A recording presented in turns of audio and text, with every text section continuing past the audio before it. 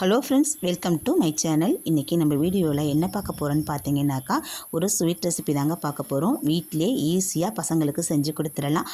அதை மட்டும் இல்லாமல் இதை வச்சு நம்ம வீட்டில் எப்படி வருமானம் ஈட்டலாம் அப்படிங்கிறதையும் உங்கள் கூட நான் ஷேர் பண்ணியிருக்கேன்.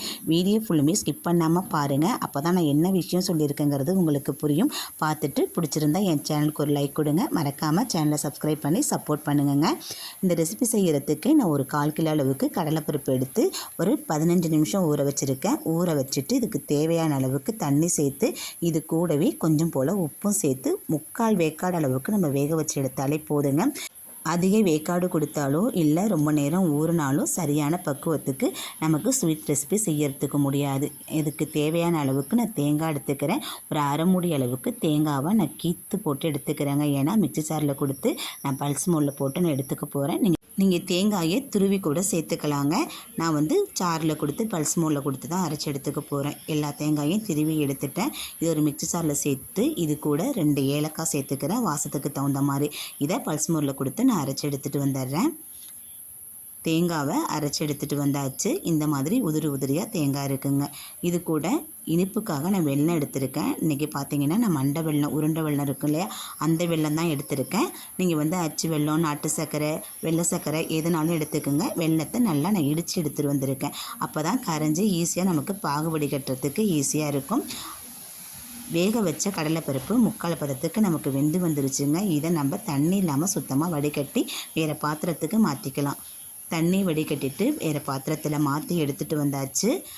இப்போ இதையும் மிக்ஸி ஜாரில் கொடுத்து நம்ம வந்து கொரன்னு அரைச்சி எடுத்துகிட்டு வந்துடலாம். கொரன்னு அரைச்சி எடுத்தால் தான் நமக்கு வந்து உருண்டை பிடிக்கிறதுக்கு கரெக்டாக இருக்கும். இதில் ஒரு கைப்பிடி அளவுக்கு கடலைப்பருப்பை நான் எடுத்து வச்சுருக்கேன். உருண்டை பிடிக்கும் போது இந்த முழு கடலைப்பருப்பை கொஞ்சோண்டு போட்டுக்கிட்டோம்னா அதுவும் நல்லாயிருக்கும். இந்த மாதிரி கொரப்பாக அரைச்சி எடுத்துகிட்டு வந்துட்டேன். இதை தேங்காய் துருவி வச்சுருக்க பாத்திரத்திலேயே சேர்த்துக்கிறேன். இதுக்கப்புறம் பார்த்தீங்கன்னாக்கா வெல்லத்தை கொஞ்சம் போல் தண்ணி ஊற்றி நல்லா கரைச்சி எடுத்துக்கிட்டேன். ஏன்னா அதில் உள்ள தூசு மண் எல்லாமே வடிகட்டி எடுக்கணும் இல்லையா, அதனால இந்த மாதிரி நம்ம கரைச்சி எடுத்துக்கணும். அப்போ தான் வந்து மண் தூசெல்லாம் இருக்காது. கரைச்சி வேறு பாத்திரத்தில் மாற்றியாச்சு. மாற்றினதுக்கப்புறம் துருவி வச்சுருக்க தேங்காயும் கொரன்னு அரைச்சி எடுத்துகிட்டு வந்த கடலைப்பருப்பையும் இது கூடயே இதில் சேர்த்துக்கிட்டு நல்லா நம்ம கிளறி கொடுக்கணுங்க. கிளறி கொடுக்கும்போது வெள்ளைப்பாகில் இருக்கிற ஈரப்பதம் எல்லாமே வற்றி நல்லா நமக்கு உருண்டை பிடிக்கிற அளவுக்கு நமக்கு அதில் உள்ள தண்ணி நல்லா இஞ்சி வரணும், அதாவது வற்றி வரணுங்க. அந்த அளவுக்கு நம்ம கிளறி கொடுத்துக்க வேண்டியது தான். கிளறி கொடுத்துட்டு கீழே இறக்கி வச்சு ஆற வச்சு உருண்டை பிடிக்க வேண்டியதாங்க. இந்த ரெசிப்பியை பசங்களுக்கு ஸ்வீட் ரெசிப்பியாக மட்டும் செய்யாமல் இதை நம்ம வருமானம் ஈட்டுறதா ஒரு தொழிலாக கூட நம்ம வீட்டிலையே செய்யலாம். வீட்டில் படிச்சுட்டு குழந்தைங்கள பார்த்துக்கிட்டு வேலைக்கு போக முடியாமல் நிறைய பேர் நம்ம வீட்டிலையே இருப்போம். நம்ம கை செலவுக்கும் அடுத்தவங்களை எதிர்பார்க்குற மாதிரி இருக்குங்க. அந்த மாதிரி இல்லாமல் வீட்டிலையே நமக்கு தெரிஞ்சதை செஞ்சு நம்ம வியாபாரம் செய்யும்போது நமக்கும் 10 ரூபா வருமானம் கிடைக்கிற மாதிரி இருக்கும்.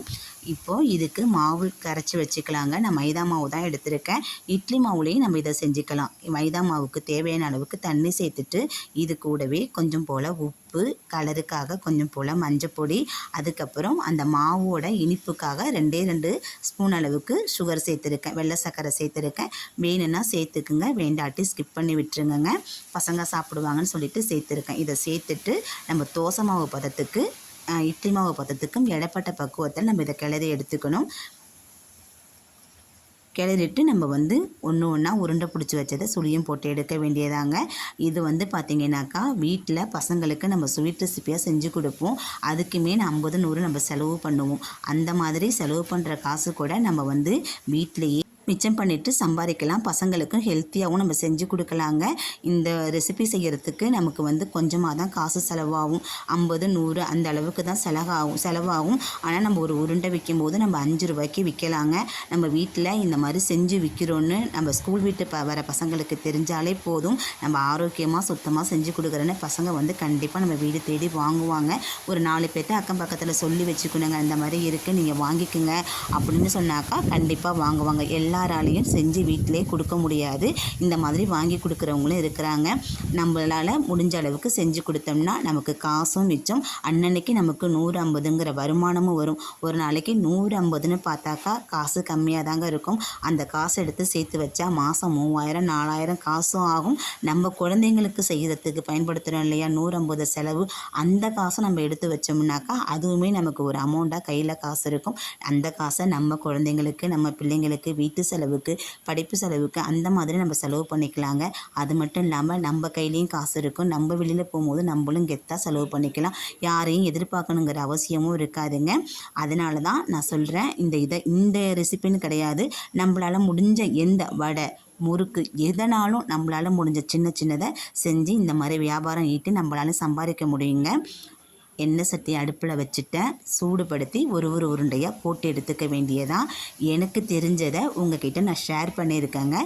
எனக்கு தெரிஞ்ச பக்குவத்தில் நான் உங்களுக்கு சொல்லியும் கொடுத்துருக்கேன். இன்னொரு விஷயமும் சொல்லித்தரேன். உருண்டையை அப்பப்போ நம்ம மாவில் தொட்டு உருண்டை மேலே கை வச்சோம்னா அந்த தண்ணி பட்டு அந்த மாவு நீத்து போகுங்க. உருண்டை உடஞ்சி போயிடும். அந்த மாதிரி இல்லாமல் இருக்கிறதுக்கு உருண்டையை தூக்கி மாவில் போட்டுருங்க. போட்டுட்டு மெலிசாக அப்படியே தொட்டு நீங்கள் எண்ணெயில் போட்டிங்கனாலே போதும். உருண்டையும் உடையாது, மாவும் நமக்கு நிறைய செலவாகாதுங்க. நான்